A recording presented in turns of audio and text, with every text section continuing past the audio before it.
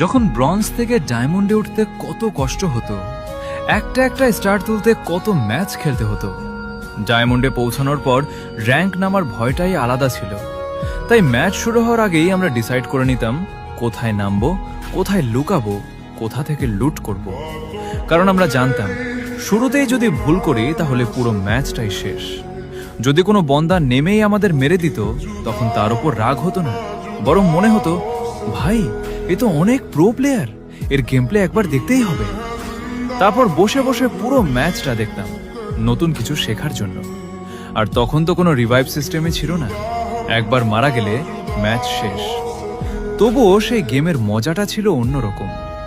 কিন্তু আজ যখন দেখি কেউ পিকের ওপর উঠে চাপা মেরে কিল নিয়ে নেয় তখন এত রাগ হয় যে তোমাদের বলে বোঝাতে পারবো না। মনে হয় পুরো গেম প্লে করার মুডটাই নষ্ট হয়ে গেল। আগে হারলেও মনে হতো সামনের লোকটা আমার থেকে ভালো খেলেছে, আর এখন অনেক সময় মনে হয় গেমটা বদলে গেছে।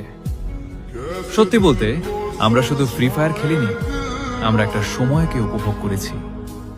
লকডাউনের সেই দিনগুলো, বন্ধুদের সঙ্গে রাত জেগে র্যাঙ্ক পুশ, ডায়মন্ডে ওঠার স্বপ্ন, আর একটা স্টারের জন্য ঘন্টার পর ঘন্টা খেলা, এসব আজ শুধু স্মৃতি। হয়তো পুরনো ফ্রি ফায়ার আর কোনোদিন ফিরে আসবে না,